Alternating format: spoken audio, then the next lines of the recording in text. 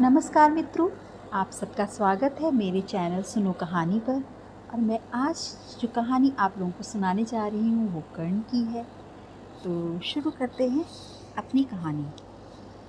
तो सभी को मालूम है कि श्री कृष्ण पांडवों के साथ बहुत मित्रता रखते थे और वो अक्सर पांडवों के साथ बात किया करते थे कि कर्ण उन्हें बहुत उदार लगते हैं और वो हमेशा उनकी उदारता, कर्ण की उदारता की प्रशंसा किया करते थे, बातें किया करते थे।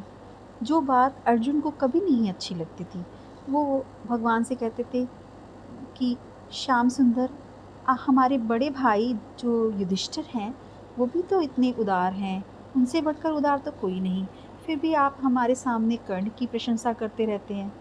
भगवान ने कहा, कोई बात नहीं अर्जुन, मैं किसी दिन तुमको ये दिखा भी दूंगा कि जो मैं कह रहा हूँ। एक दिन भगवान श्री कृष्ण और अर्जुन ब्राह्मण का वेश बनाकर युधिष्ठिर के घर गए। युधिष्ठिर के घर गए और वहाँ पर उन्होंने प्रणाम करके कहा कि महाराज, मुझे थोड़ी चंदन की लकड़ियाँ चाहिए और वो भी सूखी लकड़ियाँ चाहिए। युधिष्ठिर घबरा गए क्योंकि उस दिन बहुत तेज़ की बारिश हो रही थी। तो उन्होंने सोचा कि मैं सूखी लकड़ियाँ कहाँ से मंगवाऊँ। जितना भी यत्न कर लो, एक आधी लकड़ी के अलावा मुझे नहीं मिल पाएगी, क्योंकि इतनी बारिश हो रही है और जो भी लकड़ियाँ लेकर आएगा वो लकड़ियाँ भीग जाएंगी।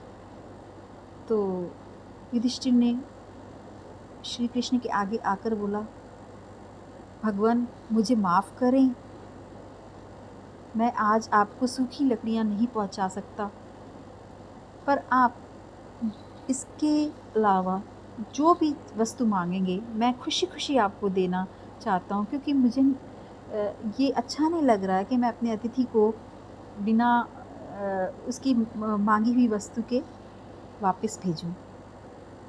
भगवान प्रसन्न मुस्कुराए और उन्होंने अर्जुन की तरफ देखा और बोला, चलो वापस चलते हैं, हमें तो सिर्फ चंदन की सूखी लकड़ियाँ ही चाहिए थी।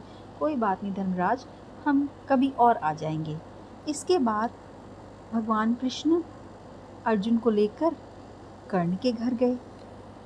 कर्ण ने से जाते ही कर्ण ने प्रणाम किया और भगवान ने कहा कि कर्ण, मुझे चंदन की सूखी लकड़ियाँ चाहिए, वो भी मन भर।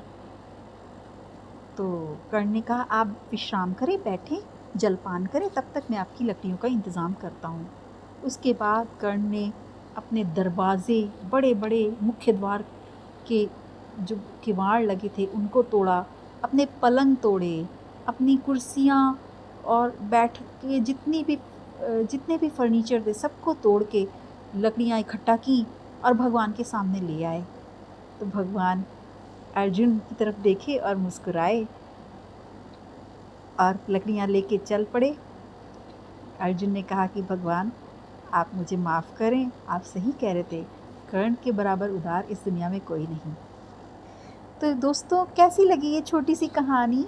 और आप मुझे कमेंट सेक्शन पर बताइएगा कि आपको और किसकी कहानी सुननी है, वो मैं आपके लिए लेकर आऊँगी।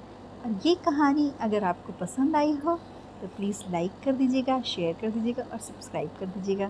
थैंक यू और धन्यवाद।